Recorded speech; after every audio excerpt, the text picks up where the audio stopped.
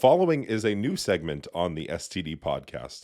Prior to the shooting of this podcast, we asked that listeners submit technique videos to a public drive that I started. The idea being that we would go over your submitted technique videos live on the podcast and critique your technique and make suggestions on how you can improve your technique. Now, this is going to be part one of a two-part video series because we got so many video submissions. And I just wanted to start by saying thank you to everybody who decided to submit their videos to the drive. I know from my own experience that having someone else critique my technique or my training is sometimes challenging. And I imagine that you had to have a relatively open mind to submit your videos to this drive. Now you'll see throughout the podcast that we actually got a lot of video submissions that included very, very good technique. And we had trouble critiquing some of the exercises because one, they were so good, and two, we didn't want to make critiques of something that was already working. So I wanted to say that any critiques we make in this video and the following video are just based on our experience of average techniques that tend to help improve an exercise's SFR. Now, the SFR is the stimulus to fatigue ratio. And essentially, we just want an exercise to have a good stimulus to fatigue ratio. And that should be the driving factor in what helps you to decide your exercise's technique. Now, it is always best to follow some basic principles when deciding an exercise's technique, and then from there, individualizing so that you can improve the SFR. So, that being said, I want you to be mindful of all of the technique suggestions that we make. If it's your technique or you watching someone else's technique, that these are just things that we as coaches have seen to improve an individual SFR of an exercise. And if we make a suggestion and you try it and it does not improve the SFR of the exercise, or even worse, it makes the SFR of the exercise decline, then don't use that cue. One other thing I wanted to mention is you notice that I submitted a technique video to this drive. A technique that wasn't great, might I add. This was me trying a new exercise that I haven't done in a while, and I didn't really watch the technique video back, which is where one of my mistakes. Generally speaking, when I record myself, I try to watch it back in the session itself to improve the exercise. But I wanted to contribute an unbiased video to this drive where I show a reality of training, even as an advanced trainee, is that I don't always have perfect technique. And I want you to take note of that. I'm on the internet, I'm in forums, I make suggestions on people's technique. People ask me to make suggestions on their technique. I make suggestions to my clients' technique as well. And I try to hold myself to a certain standard when doing so. That being said, I'm not perfect. And especially when trying out new exercises, it sometimes is difficult for me to apply the principles. And it takes me a few weeks in order to refine that technique and improve it for myself. So I want you to view the exercise that I submitted to this drive and remember that it's okay to not always have perfect technique. We had some really, really great submissions to this video, and it was actually difficult for us because the problem with receiving videos of techniques that are really, really good is that we're just making our best guess on what might improve the exercise. When there is something that is obviously off about the exercise, it's much easier for us to make a technique suggestion that might actually make a large difference. That being said, I think it's also part of the selection bias of the fact that we generally get people who are very conscious about their technique, who would even be interested in submitting videos in the first place, due to the fact that they follow us and have already been watching our videos on technique. Regardless of all of that, I wanted to thank you all again for submitting videos to this drive because you made the podcast. And I hope you can take something valuable away, whether it's just one little cue that improves your exercise, or you were able to improve your whole arsenal of exercises by watching these videos. I hope you can take something valuable away from these videos, and I hope you like the segment. If you do, let us know what you liked about the segment. Please like, comment, subscribe, and if you like the podcast, consider leaving us a review on your favorite listening platform. This is likely going to be a YouTube-only upload due to the fact that you can't see the technique suggestions that we're making. After reviewing, I will decide whether I want to put it on streaming services such as Spotify and Apple Podcast. So if you are listening on audio currently, take everything we say with a grain of salt and really consider watching the YouTube version of this podcast. Thank you all for watching. Do a little ab workout before you go out. That was from Trevor. Yeah. I'm not an ab workout, but I have done push-ups before going out before. Yeah. Hey, I'm not hating. I don't think get it. I don't think this is like a shirt that flatters me and having a pump very much. You don't think so? It's black, right? Black is fitting. That's good. Yeah. I think like if it were like gray or something, it'd be like look better, but gray. You know what's funny, man? I actually never wear gray when I train. I don't like wearing shirts that will show like sweat marks. So all the colors that I wear are actually usually always the darker hue. You'll never see me wear gray. You'll never see me wear white when I work out. I don't do that. The cool thing with the lighter colors is they get like more of a shadow, so you look like bigger, I'm not your size. I'm not your size. I don't know. It doesn't matter. I mean, I just care about being comfortable. I don't really care about how it looks. So yeah, but you don't like having like a good fitting shirt where you like get a pump and you're like, oh yeah. Oh god, no! I certainly do. Yeah. Huh? Wait. I hate it. Really? I want like loose baggy shit. It depends on what mood I'm in. Like today, this is definitely like a not as fitted shirt. And so I was like in a mood for a not fitted shirt. What is it? 3X? 3X still? I don't know. I don't think they had 3X. Oh, shut up. I don't know. I did the biggest size they had, whatever. Stupid. I get a 3X if I want it to be baggy, and a 2X if I want it to be more fitted. Okay. Mm-hmm. All right. Anyway, today we are doing the technique submissions. So we're going to be going over your submitted technique videos through the Google Drive today. So, you guys ready for this? Yeah. I'm gonna just get right into it. We got about 20 videos to go through. Not gonna get through all those. We'll try our best. Ready. Okay. What the heck is this thing doing? I don't. Oh, saucy. So I'm seeing Planet Fitness. I'm seeing EOS Fitness. I'm trying to like get the gym that they're at before you play the video. Oh, the gyms that they're at. Yeah, Planet. See the lunk alarm back there go off. Yeah, so that's Planet Fitness that we that's obvious. Yeah. Let's start with I believe this is Julian. Shout out Julian.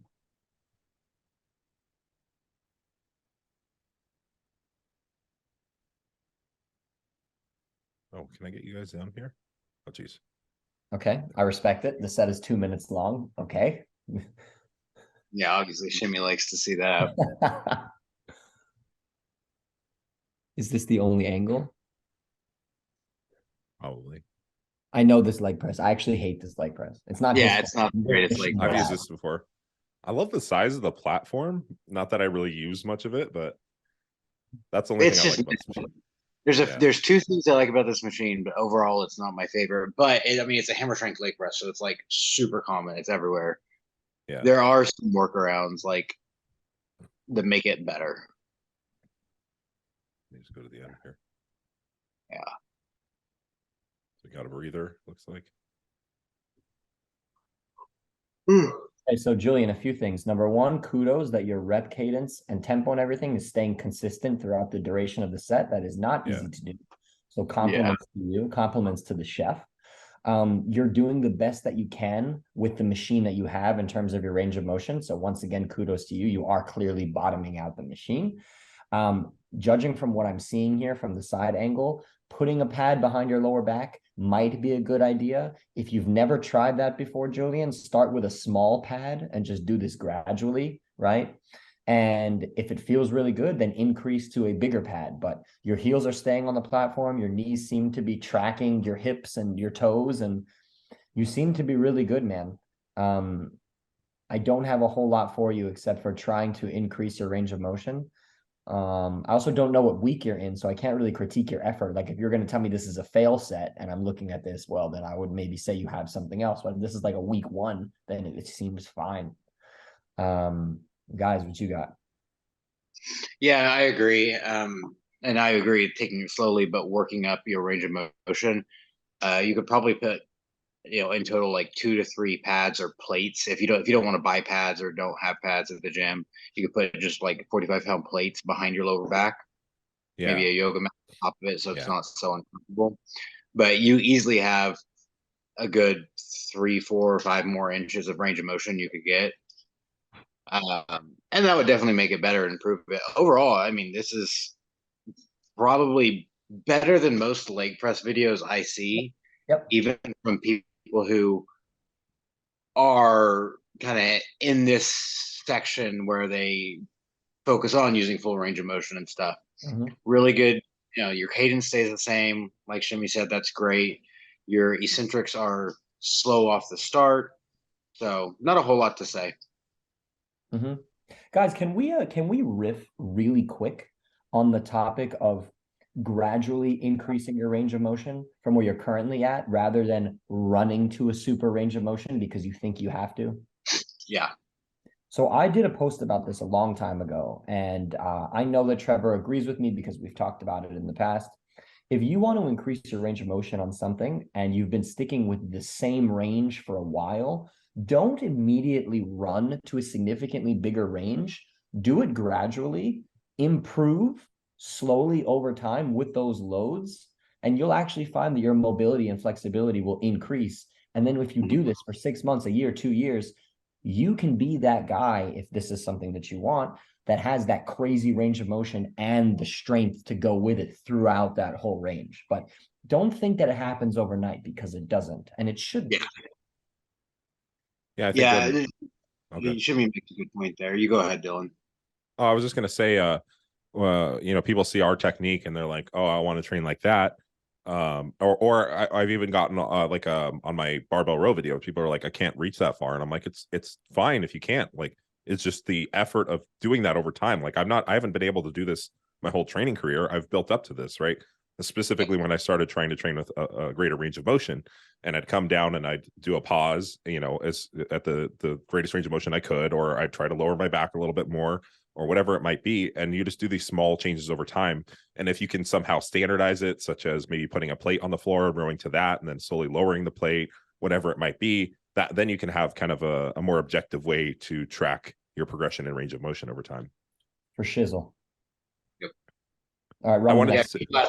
Time, like they say that, like, oh, I want to do a stiff legged deadlift like you from a deficit. I'm like, I didn't even touch the floor at different points in my training career. Right. And you just work your way over time, and over time you just find your flexibility increases. Right. And to keep in mind, that also is a form of progression too. Yeah. Right. Increasing your range. Shimmy and I, this is actually a good thing. Shimmy and I talked about this earlier. He saw my video of the deficit front foot elevated split squat, and he messaged me to say, I think you can actually bump up your range of motion. And he knows that this is like week 1, this is after an active rest. I'm feeling things out a little bit, but I agree. And that's actually my plan of progression over the next few weeks, is to, instead of adding load per se, I'm going to try to increase that range of motion. Yeah, people discount that a lot, especially when you get kind of more concerned with weight on the bar. But if stimulus is what you're after, then increasing range of motion is a great way to progress. For shizzle. Run the next one. One thing I wanted to say about him. Sorry. No, you're good. You're good. I just wanted to say that another good way is potentially the Versa lifts or weightlifting shoes can also increase your range of motion. Yes, forgot that. You killed me. No, you're good. Once you have like a not great range of motion leg press, that can definitely help a lot. And I'm not sure how you guys feel about if this even has any like makes any difference or is more injurious, but having the upper back like forward versus back, do you guys think anything of that, or is it something people should be concerned about? As long as it's not affecting your breathing, I don't think it matters. Some people I've seen do that and they like stop breathing well. I like to kind of be back a little bit so I can get deeper breaths. Okay. but I don't think it's an injurious position. Yeah. I agree with Trevor. I like to lean all the way back because I am Mr. Psychosis. And if I lean all the way back, I can get even more range of motion at the bottom. Yeah, I agree. Yeah, it gets some of your gut but else away. Yeah. One thing I was experimenting with this week on leg press, I don't, and maybe I need to really think about like what I'm actually doing, but I was kind of almost doing my squat setup, like pushing my tummy out, like getting kind of a slightly, I think it's lordotic is the term, lower back, yep. And then coming down, and holy shit, like just that little difference, like just making sure I was like, chest up, tummy out, kind of in the seat there. It was tremendous, like the difference in like stretch and the tension I felt in my quads. I don't know. I don't know if you guys have ever tried that. But it actually I have not tried that. It'll make your pelvis more stable. Yeah. I don't know. It just, I like close my eyes and I'm like, okay, like I just tried that and I just felt like so much more connected, I guess. I don't know. Yeah. Okay, next exercise. Okay, we got Alex. Well, if everyone sends in technique like this, we're gonna get through 20 of them because it's like, yeah. No, I think a lot of people do have good technique. We need people. Shout out Alex Gomez. Shout out Alex Gomez. No, Julian was the last guy, I think. I know. This is Alex Gomez.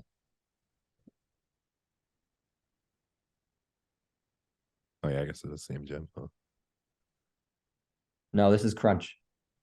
Yeah, okay. How do you know that, Shimmy? Read the back wall.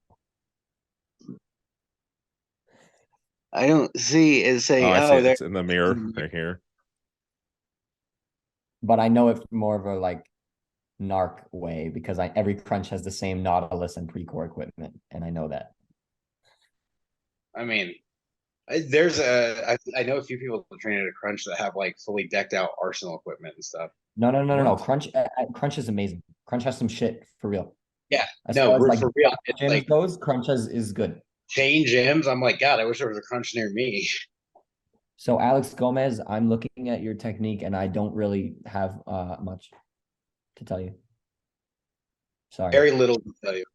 Yeah. Good. And if I was gonna pick at you, I'd really be splitting hairs, honestly, for like no reason. You're fine, dude. You're fine. Yeah, pull the video back a little bit. I'm like halfway.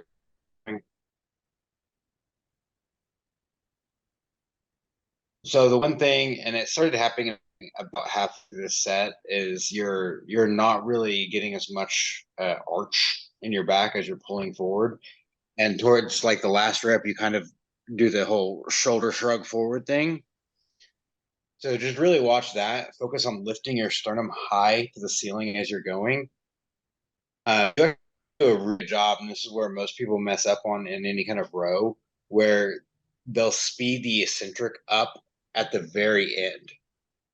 When they're trying to let their scapula come forward, they'll kind of speed that up. You do a really good job of keeping that slow. So really the only thing is just watching your sternum right there. Did you? I saw it. Yeah. Where you kind of get it's almost like try to get back. Caved in slightly. So yeah. I understand where Trevor's coming from. Alex Gomez, I'm actually going to go to bat for you here against what Trevor just said, but I completely understand where he's coming from. There are some people where when they're doing seated cable rows like this, that last rep or two, even though it looks kind of loose, their mind muscle connection is still really in tuned, right? And like it's not like he's rounding, right? His spine just went from arching to the neutral. So if we're gonna say his spine is in a range, more of what I'm concerned about is the yeah, I mean, for what it's worth, like the load is still like relative, like pretty light. And he still seems to have great control. I think Steve's actually talked about this in his back training, and I think that he's right. I'm scared to say it because I don't want people to take it like too far. I know, yeah. You know where I'm going with this, right? Like if you're too strict with your back training, like toward like every single time, even just like if you let one rep go, but you're still staying decently strict, I think that there's some utility for that. I'm really nervous to put that out there because I don't want anyone to take that the wrong way. But if your technique is 100% and then your last two reps are like 91%, I found that at least in myself, like I usually allow myself like one, maybe a little bit of a bounce rep, and then I did the set, because otherwise I don't know if I'm done yet, you know? Yes, I agree, especially with any kind of back turn, because Yeah. it's like with any row variation, it's just kind of like all of a sudden you're done. Yeah. Shout out Steve. Revive stronger. But I mean, again, my little thing is being very nitpicky, so we actually have something to say for content. Sure.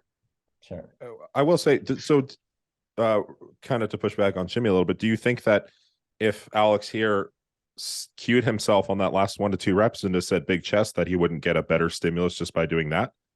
Like, as I don't opposed think he would to, have been able to do it. I think if you cued him big chest, the set would be over. Like, I don't think those last 2 reps he was able to do it, but he forced himself to do it because he said to himself, I'm guessing, he said to himself, I can still control the eccentric and maintain my body position relatively well, but I may have to like force the concentric a little bit. And I would be okay with that. yeah, but you think if you're cueing like forceful contraction and you have your chest up, like, I don't think that would necessarily be a limiting factor. I think you'd be able to squeeze that last rep out and be done, depending on your proximity to I don't failure. think he But would that's, have been able to maintain the strictness no matter what you cued him. That's what I think. I could be wrong. yeah, I guess it is dependent on the individual too, though. Well, ultimately, this is just us critiquing, so they can, Yeah, you yeah. know, people can think about these things, and he can, have some introspection himself on like, could I have done better? And that's kind of what this, anyways. Yeah, I always watch Mhm. videos back for that I purpose. think both sides have a good point, because I do allow myself a little bit of movement, and especially in rows. Yeah, I mean, especially, excuse me, a flexion type row. Yeah. So I got Brian pulled up here. I think. Let me see actually. Oh yeah. Yeah, this is So Brian. I reckon. Yeah, great Brian. stuff. Okay. Shout out I Brian. just want to read what he sent me real quick. Just so we have some context, because he wanted to. Okay, Brian. Okay. Yeah, mixing it up. Okay. Just sent 2 Smith machine hip thrust videos. Been lifting for about 2 years, and this is my first time programming any type of hip thrust. Most of my glute work has come from compounds and lunges. Though I'd give these a whirl. Immediate questions. Oh, thought I'd give these a whirl. Immediate questions. Foot elevated ? I have them on a 3-inch platform to increase range of motion. Would wearing lifters be advantageous? When I'm performing the exercise, I feel that I get my hips as far as possible. Like, anatomically, there's no more room to go up. Watching the video, I don't feel like I get to a flat position. So I guess first and foremost, lifters. I'm assuming means squat weightlifting shoes. Yeah, squat shoes. No. Yeah. They're you don't want to wear them they'll increase your knee angle. You want that. If anything, you actually want your toes slightly elevated so you can kind of push your heel down and forward.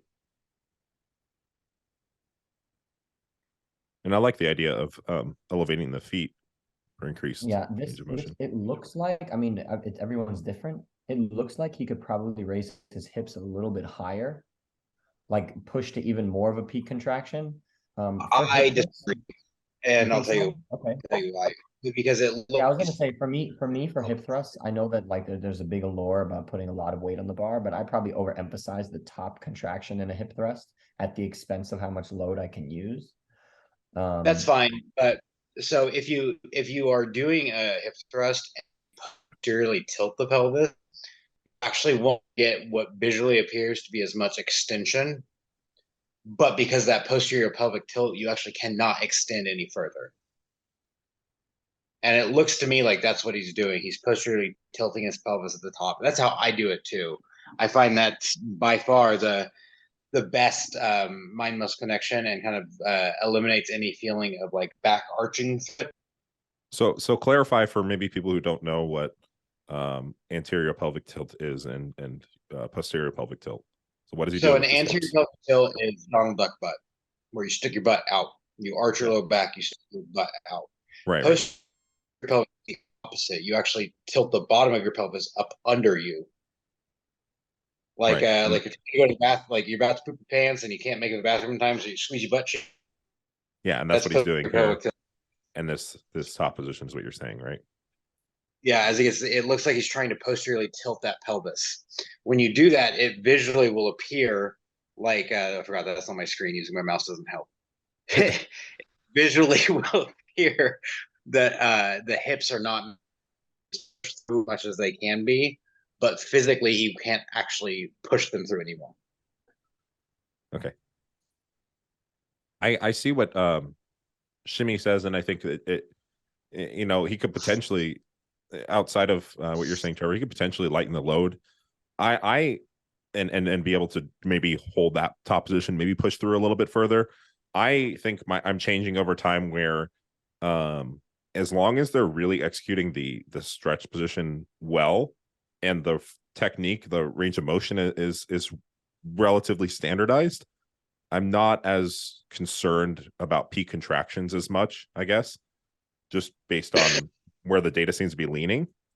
But I think for variation, you know, you could have a variation of a hip thrust where you hold the peak contraction and reduce the load a little bit, but it's just really preference variation.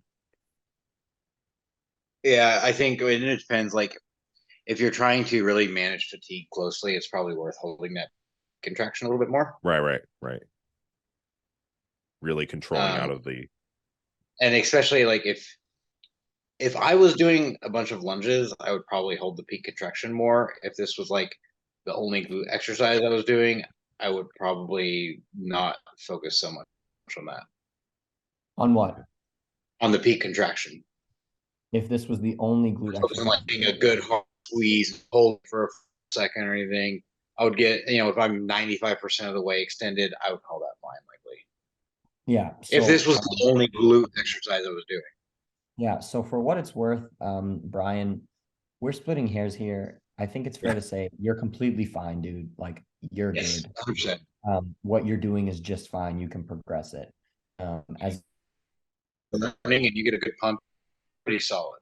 yeah, I wouldn't change it. and I can tell you, for me personally, when I program for myself or other people, if they ask, because you likely have so much heavier training for your glutes in your program, you probably have deadlifts, stiff-legged deadlifts, good mornings, lunges, squats, and the like. If I'm going to have some sort of thrust bridge variation, there's always going to be a significant peak contraction at the top, or else like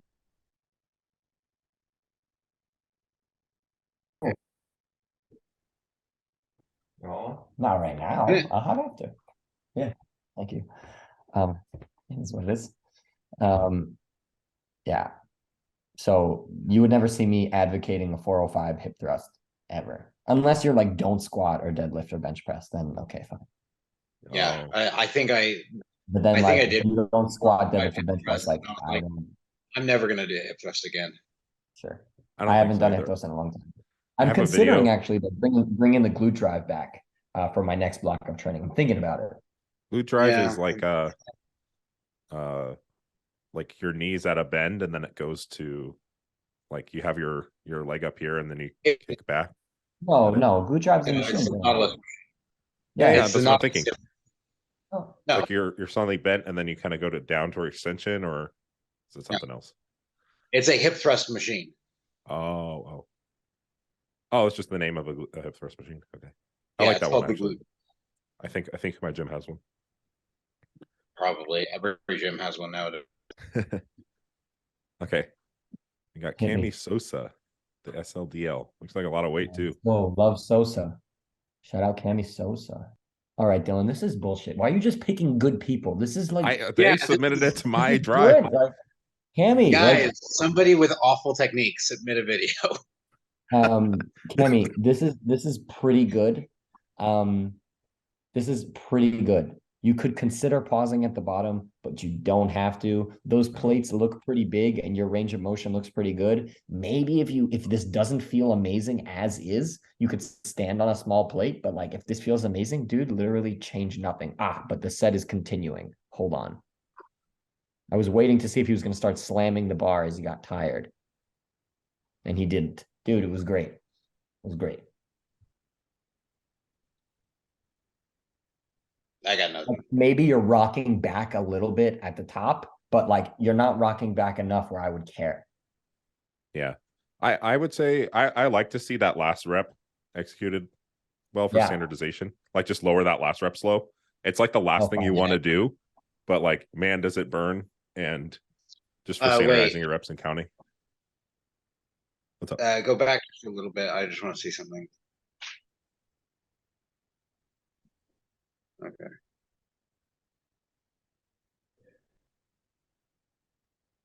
Yeah, if I really wanted to nitpick, maybe push your knees back a little.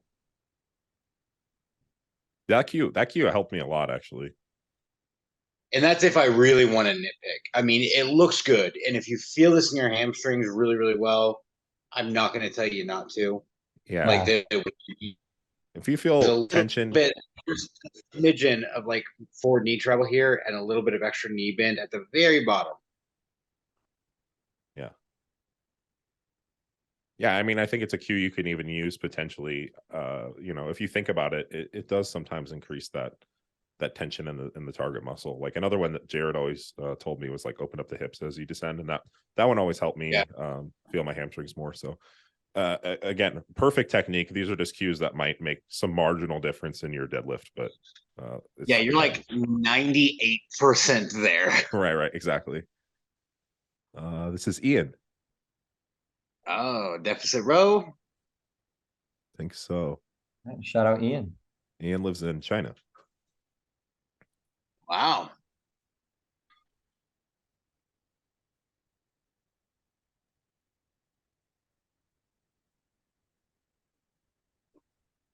Oh, that's the deadlift. Oh, okay.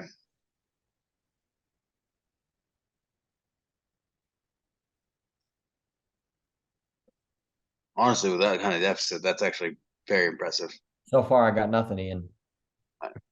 I got technique videos. I do have a few things. Sure. You know what I very think mild. Yeah. Well, I was gonna say, you know what I think is really important for all of you guys that are sending in videos? You should probably just give us a little bit of context of, are you sending it because you want to cosign and it works? Or are you sending it because you don't feel like you feel it where you should? Because that's a good point. This matters. Like if you're sending it to us just because you just want to show off to us because you like us or something, that's all good, but tell us. Because for me, I hate giving critiques just for the sake of giving critiques. Yeah. You know, like that's a good point. Being perfect is always a range. And if you feel something a lot, then just keep doing what you're doing, irrespective if it doesn't look the way you think it should look. And that's really important. We're all built different. Because as I watch these videos, I know where Trevor's coming from. He's like, you know, bar none, you're sending a video, I'm going to make it as perfect as possible. And he's right. That's the way he thinks. It makes sense.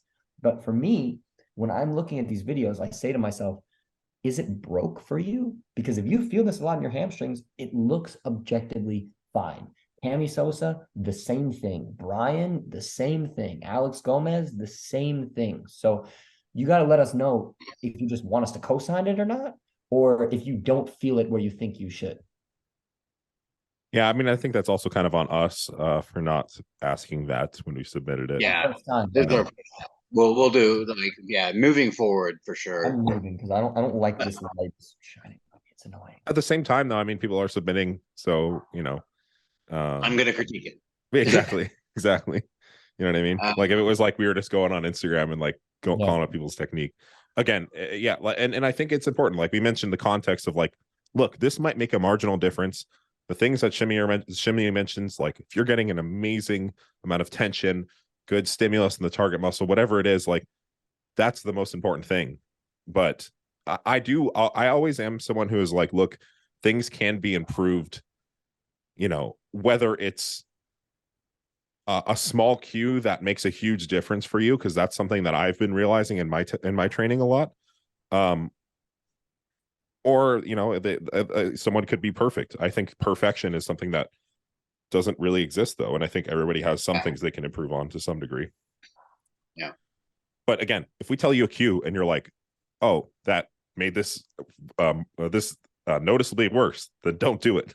Yeah, just don't listen to us. Yeah, exactly. Nobody's. We're speaking a lot of time on averages too. Like this generally works for most people, but doesn't mean it's going to work for you. Okay, but if you were going to say anything, what? So just pause it there. Pause it while he's at the bottom. Yeah. Okay. Yep. Oh shit! Sorry. That did not work at all.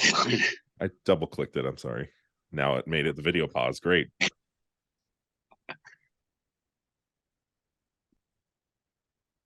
Okay, so you see, it's not my mouse, not my screen. So as he gets to the bottom to get those last few inches, he lets his lower back round a little bit and he squats down towards the floor. You can see that it drove his knees forward a little bit and his hips lowered right there. So, yeah. I see this a lot with deadlifts and rows. Yeah.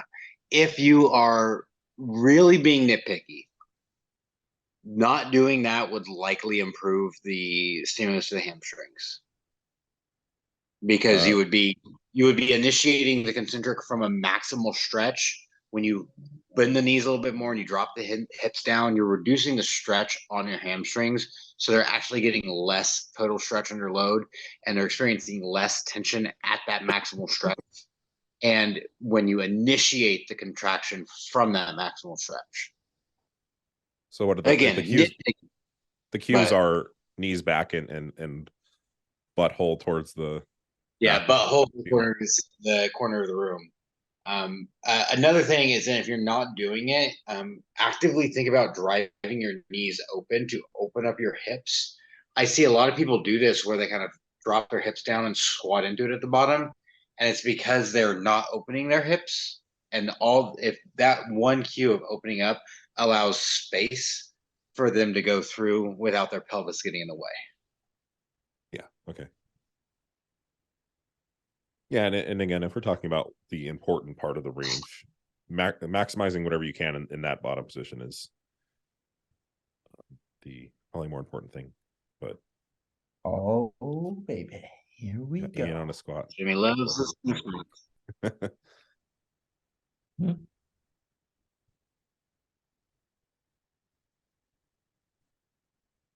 See what I'm saying, man? You know, like once again. Yeah. Dude, Ian came to me with such good technique.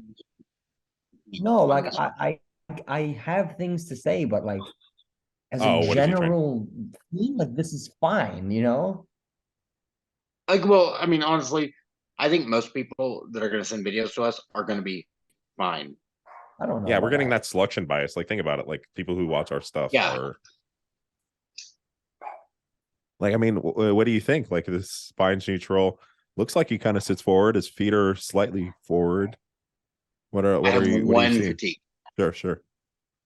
Slow down towards the end of the eccentric. Okay. Why, you think he's losing tightness at the bottom and bouncing out? I don't think he's losing tightness, but he kind of starts slow. He gets like about halfway down and then speeds up the second half of the eccentric. But if you notice, his upper body doesn't change. So it's not like he's tilting to come out. Like he's still no, but what I'm saying is he could get more out of it by maintaining that eccentric control from the start of the rep to the bottom of the rep instead of speeding through the hardest part of it. He's trying to get through that hardest part quicker and speeding up the eccentric at the bottom. He's still maintaining good position, but he could just probably give it a shot and see if it improves his stimulus. And this is actually something I was going to talk to you, I think, soon about, Shimmy, is I'm going to make a post on controlling your eccentric at the end range of it, really focusing on that end range eccentric control. Because so many people do it. They'll do a bench press and lower, drop. They'll do a pull and a row. I mean, I kind of alluded to that in my post today. That's something I do see a lot. It's probably because it's the more painful part of the lift. You know, like, and then the injurious part of the lift is also the amortization phase, so the transition between those two phases, right? So yeah, there's also you can, by making sure you're controlling that bottom end of the eccentric, you can likely reduce the injury potential a little bit. But when I'm coaching people, that's a big thing I focus on, is like, don't let yourself speed up in the last fourth of the rep of the eccentric. For sure. Yeah. If it's any part of the rep, that's probably the one you want to hang out the most. Technique wise, this technique is very good. This technique is super solid. All right, Ian. Shout out Ian again. I think isn't this the Life Fitness leg press? Yeah, I feel like him and his buddy both train on this one, and it's hard to maximize range of motion on this machine, unfortunately. Yeah, I think with this leg press, you might actually be basically as good as you can get. There's literally nothing I see. See, he does a really good job on the leg press here of continuing to stay very slow and even pulling a little bit at the very bottom. Yeah, I mean, as far as range of motion, like I mentioned earlier, having potentially investing in a squat shoe or a VersaLift might increase the range of motion slightly. Yeah. If you feel comfortable putting more weights behind your back. I don't have anything, man. I have nothing, but I do have something I want to point out. What? He has a plate under his butt, like sitting on the seat. My butt hurts thinking about it. Yeah. That is a thing that most people miss, and it's depending on your leg press, it is when you need it. If your leg press, so if your hips are here and the guide rail and where the weight comes on the leg press and where the bottom of it is way up here, raising your seat to be more in line with the platform will instantly improve people's technique, especially if they're experiencing a lot of low back rounding. Yeah. I've never tried that.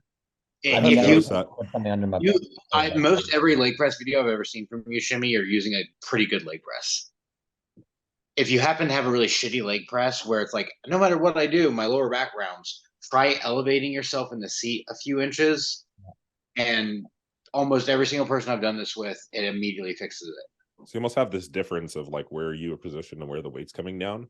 Is that kind of what it is? And so if you put it's like the weight is coming, like say your hips are here and the weight is most of the force is like angled here. Your back rounds put your pelvis in line with it where you can produce a bit more force. So if you just align your like where your hips are more aligned with it, it ends up being much smoother. Okay, I see what you're saying. Yeah, I've intuitively on some bad leg presses just kind of sat more up in the seat and feel a little bit better. So Ian's got some more. I don't like trying to sit in the seat and hold the handles because I'm pulling down so hard that I pull myself back down in the seat. So I sit on something. Oh, and one more tip on the leg press, just because we had a leg press up. Yeah. Use straps on the leg press. Like Versas or weightlifting straps? Yeah, and whatever, Versa grips, whatever. To get your people. One of my biggest pet peeves is if I see someone not gripping and pulling down hard on the leg press. You are leaving so much on the table. Like keeping yourself what? Like what is the advantage? You're not going to be able to produce as much force. You're not going to be as stable. You're leaving reps on the table. You're leaving weight on the table. If you really grab on and pull down, pull yourself into it, you're going to increase your stability so much and you're going to get a lot more out of the leg press. For me, I get sweaty hands and I slip and it's super annoying and frustrating. I strap in and it eliminates all of the thought. Yeah. Yeah, it kind of sucks. I don't know if you saw that elite leg press I have at my gym. It's a great leg press, but they did not install handles on it. So it's like that's the dumbest thing I've ever seen in the world. I know. It's like I love the leg press. Like it's a really heavy leg press, but it's just awesome. The range of motion I get on it is insane, but I just can't. I have to grab the bottom of the seat. It's like the only downside of that. Yeah. Could you put a pull down bar underneath of it? I tried. I can do the best I can do is a band because that it's not straight through. Oh, that's annoying. Yeah, and a band is like, you pull into it and it stretches more. So, all right, we got Alan here with the dumbbell press. This is Shimmy's specialty right here. Oh, and he's got 90s. Popping? Okay, 90s, I think. Yeah, that still looks. And he's touching his chest.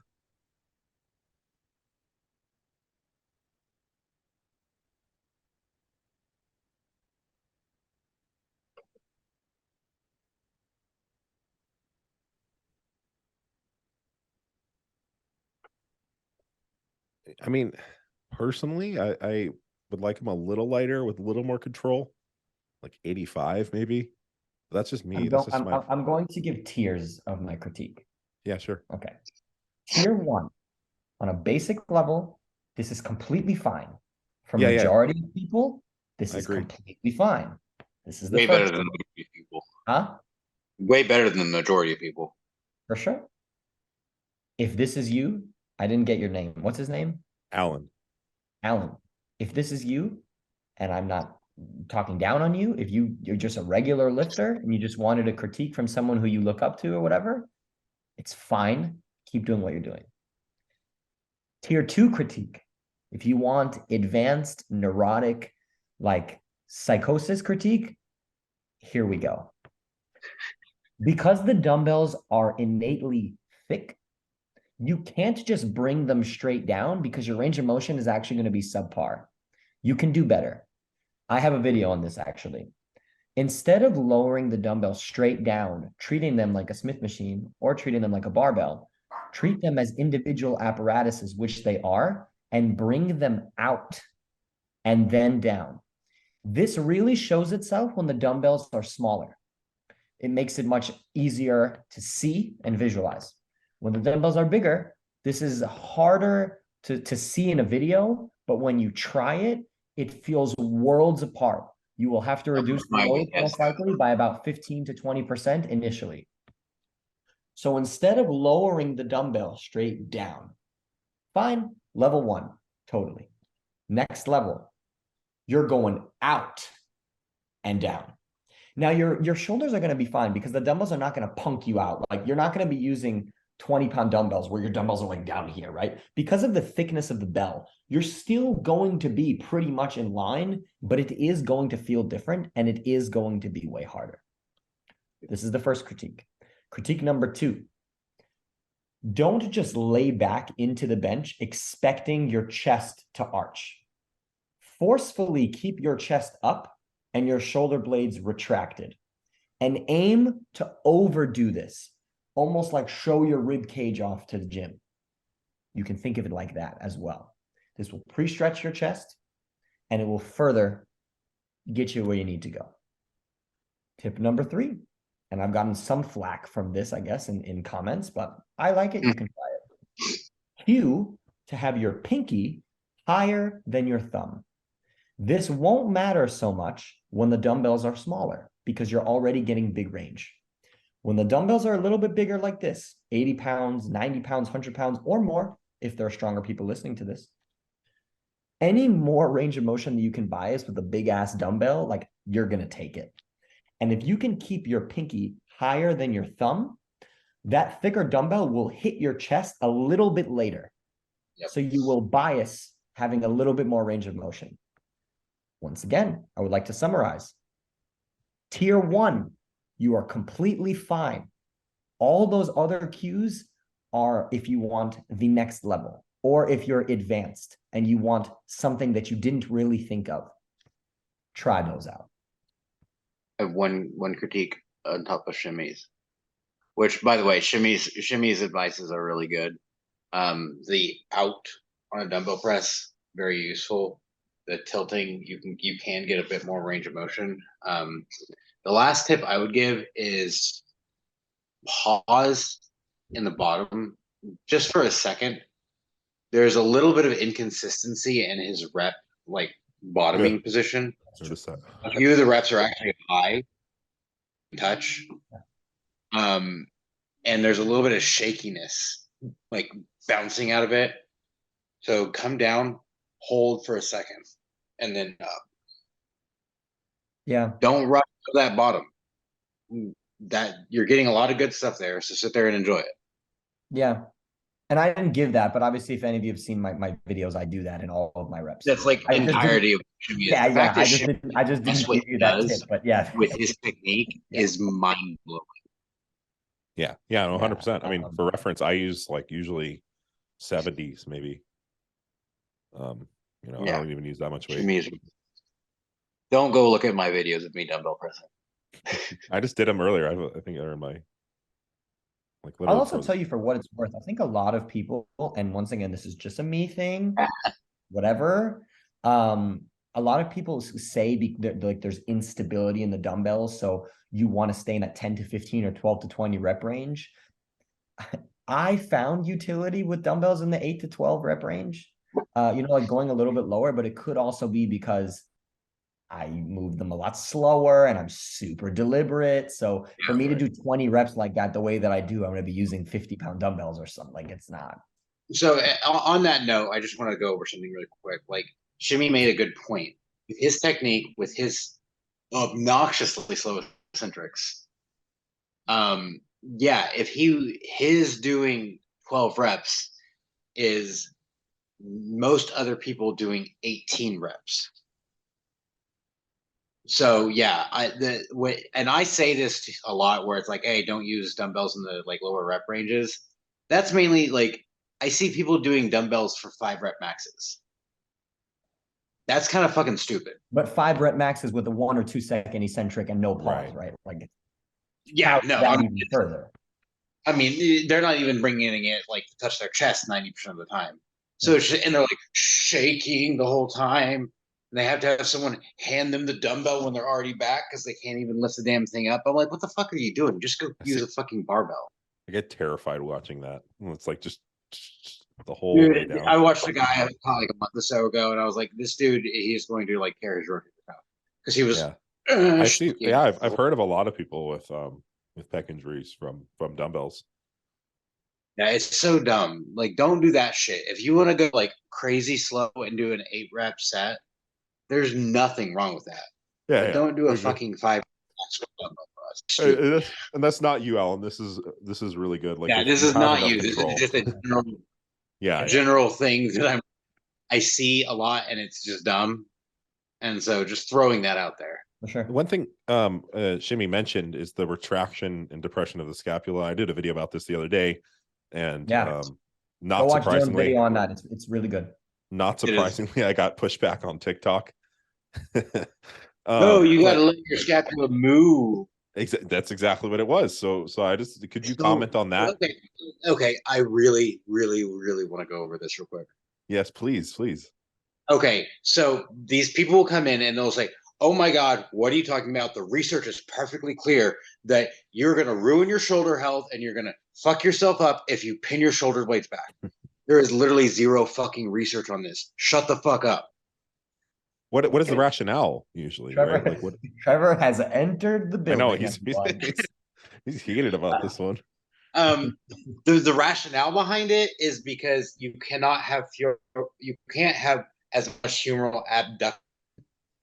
This if you leave your shoulder blades back, your humerus can't adduct across the body. Who the fuck cares? Yeah, I agree. I mean, if you really, really want to do that, use machine fly or something and allow it to move. But if you're pressing, you're going to get so much more out of it. And they say, oh, it doesn't stretch the pecs more. Also, bullshit. It does. This literally will put you in a position to mechanically get your pecs in a more lengthened position than if you're here and you try to do it. Because when you're here, you try to do it, you run out of space in the glenohumeral joint. Here allows more. Yeah, I'm sorry. Said that one. No, that's great. I literally said that in my video. I'm like, literally just do a flat back, move your arm here, and then retract and depress. You can literally move your arm back further and feel a bigger stretch. And I don't want to get too into it. We all know where this idea came from. I think I have an idea of where this idea came from. We'll talk about it afterwards. The thing is, all the people that go next video, Banter.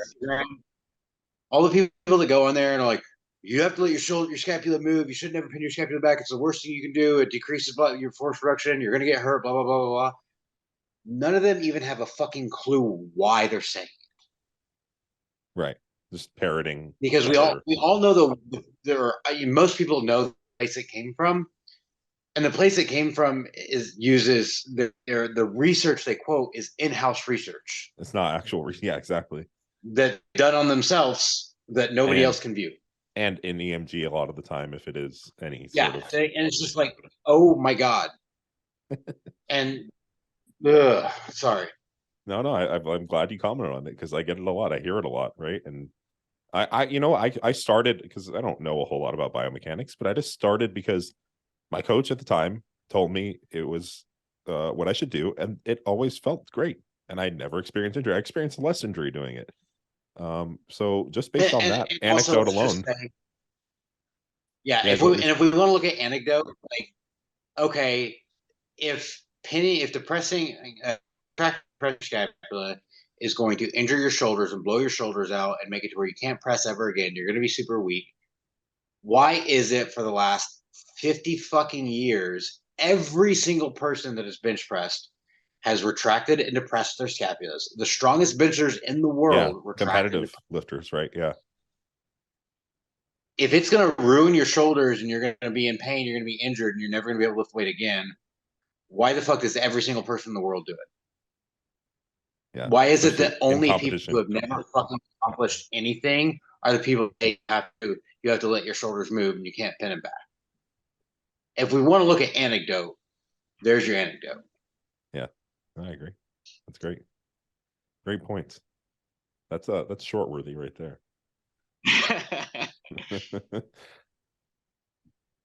There, we got our boy in here. I love the stash. Yeah, this is one of my clients and friends, Houton. His name's Houton? Yeah, you can call him Tan. I was gonna call him John is the other. I was gonna call him Houton. Yeah, if you want to be an old American lady who you're never gonna say his problem, call him John. John.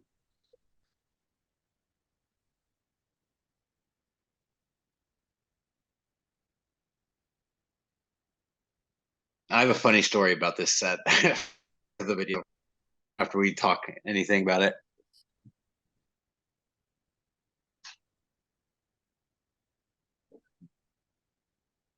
Jimmy, you see anything?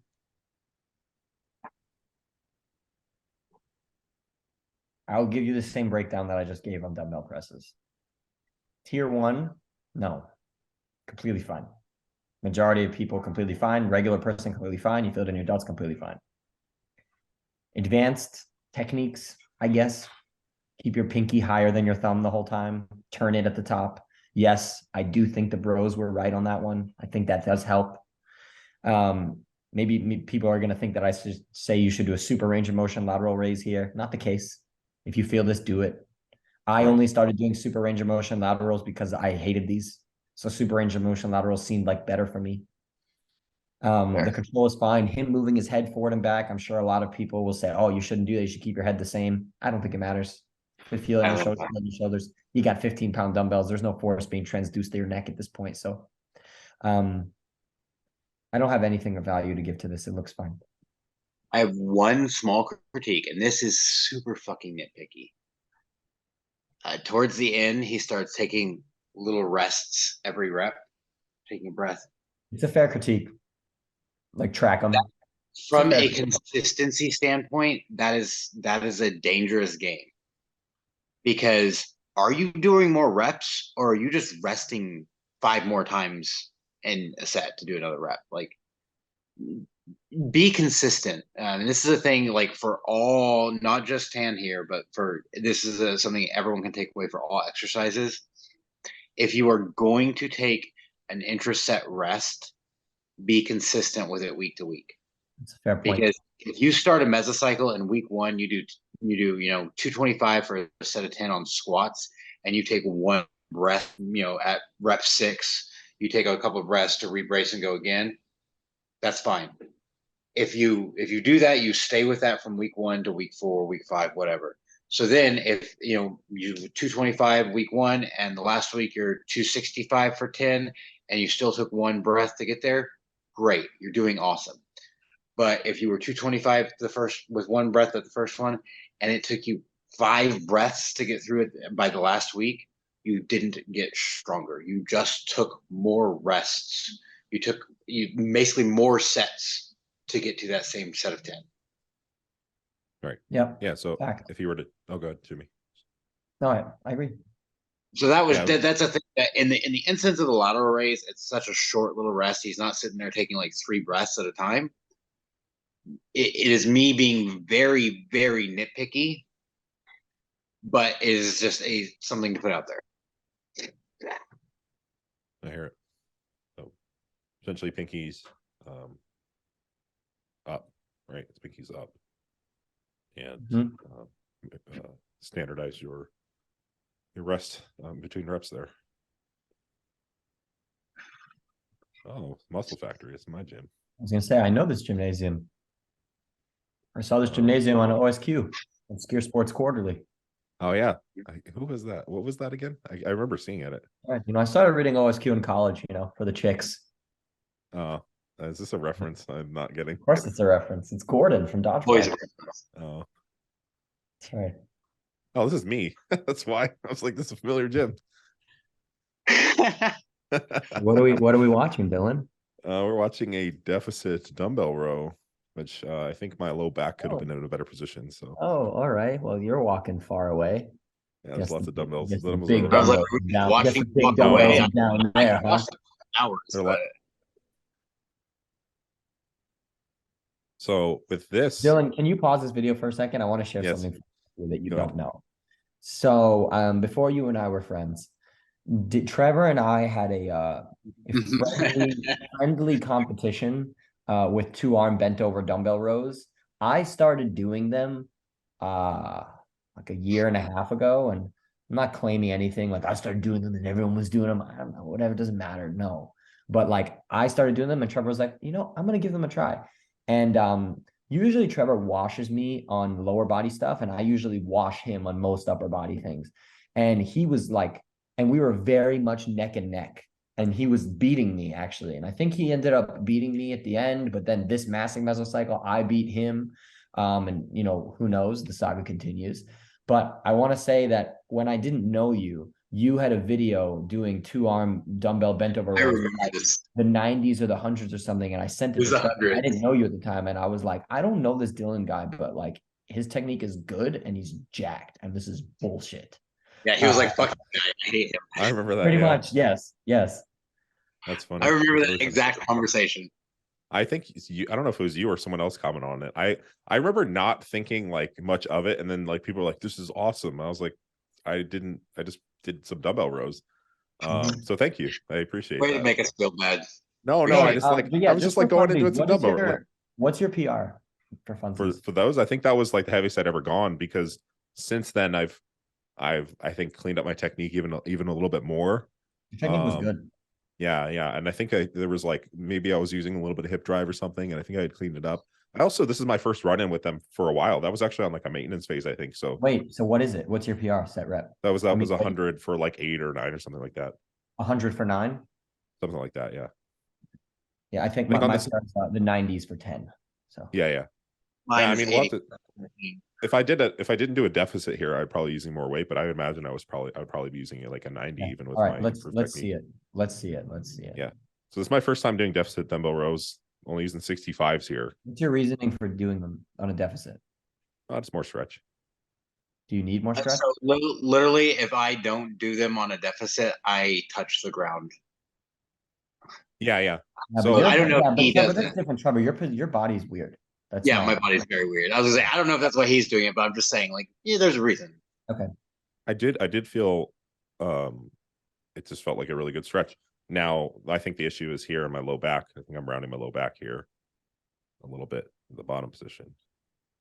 Yeah, I need to be honest with you, Dylan, and this is coming from the guy who's obsessed with like big stretches and shit, being me. I don't think you need a deficit here. Maybe you can do it for just variation and like a higher rep range, like 15 or like 18 or something on a first set. But like I've seen your technique.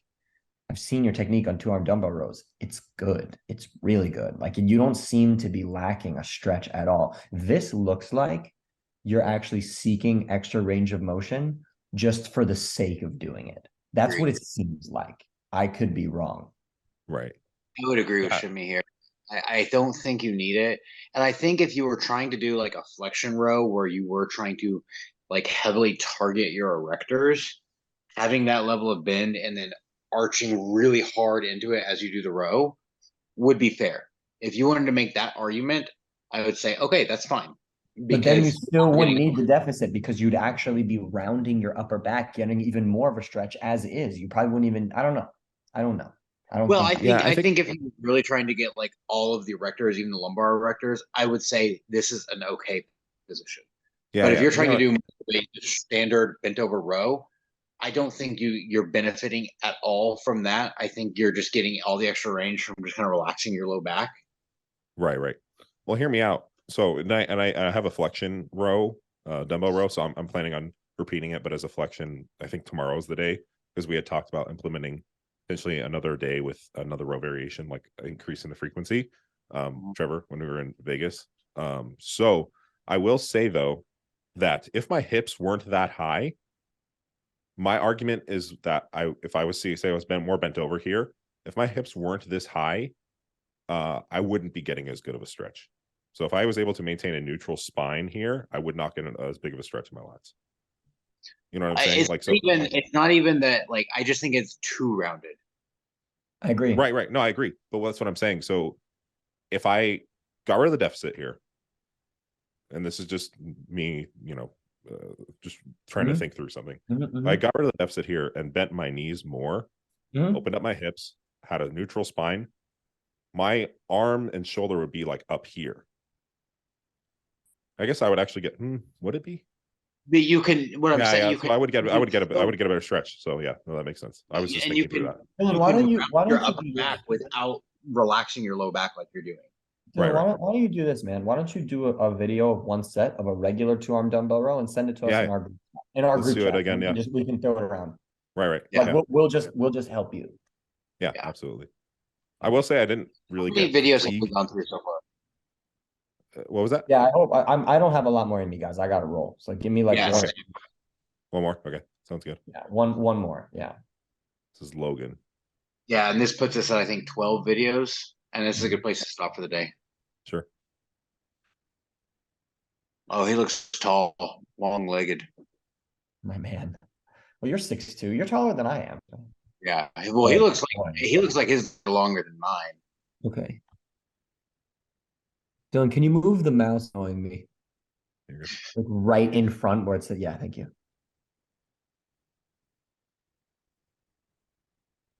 I need to see it again, please. I have some things. I have some things, but I have a caveat of those things before I go over them. Yeah, I mean, you're leaning forward first, which is annoying. Like you're throwing your chest forward and then sitting. So, I mean, this really depends on what you're going for. Because if you're looking just to move max load safely, it's really not that bad. If you're looking to maximize quad involvement, you're initiating the movement now by sitting back rather than sitting down. So, you'd want to work on that. How would you work on that? An aggressive heel elevation would probably help you, and lowering the weight. And controlling your eccentric a little bit more, right? Like obviously, you could probably slow down your eccentric a bit more, and you could probably keep your chest a bit higher. Once again, like for the average Joe, this is fine. But for the Globo gym, this you could do better. Now, Dylan, I need you to clip the video where it says, at Globo Gym, we're better than you, and we know it, and that's what you need to do. Please do that. I actually agree. Please do that. So good. Thank you. If Shimmy and I are agreeing on the clip to do, it's got to be done. It's like last time with the dude, that commercial's fucking life. We just like, we are your personal alteration specialists, and you could be so much better off with us than you could ever be by yourself. And it's just like, oh, it's so good. Okay, play this again, please. So are you saying for strength sport, if this is a squat for strength, that forward lean is acceptable? So here's my caveat. This is either a cross or weightlifting gym. Right. Yeah. And in either of those cases, I actually would be okay with that kind of technique. 1,000%. Because hypertrophy is not going to be his number one goal. For sure. And even if he is in a hypertrophy block, he's not, I want to maximize purely my quads. He's like, I want to maximize everything that fucking moves the barbell up when I'm sitting down. Yeah. Because that's what fucking matters. Mm-hmm. There we go. And if that's the case, that's fine. Mm-hmm. However, if he is squatting, if he just happens to be at this gym or whatever, and he's squatting to try to maximize his quad development, there are a few things. One, like that, he is letting his chest cave in. Two, his hips are shooting up at the bottom of the squat, and then his torso goes up. You want that at the same time. So I moved this so I can stand up and do a demonstration. Oh, so what he's doing, baby, is he's doing this and then squatting down, but his chest is staying down. Yeah. Initiating with the hips first is fine, but you want to initiate the hips back and chest up. And I'm running into the couch. Right. No, but this is the exact thing that I said. He's sitting back instead of sitting down. Yeah. So you can still put your hips back, but here. The old Mike squat. And also, his elbows are doing this, and that's pushing him forward even more. Right. Bring your head up. Forward. And this will help get your chest up. Yeah, that too. Yeah. So, again, if you're a weightlifter or a CrossFitter or something like that, and you're squatting, you just want to hypertrophy the muscles that strive a squat, I'm not going to critique you too hard. If you're sending this and saying, I'm trying to hypertrophy my quads, and this is for my quads, there's a lot you can work on here. Mm-hmm.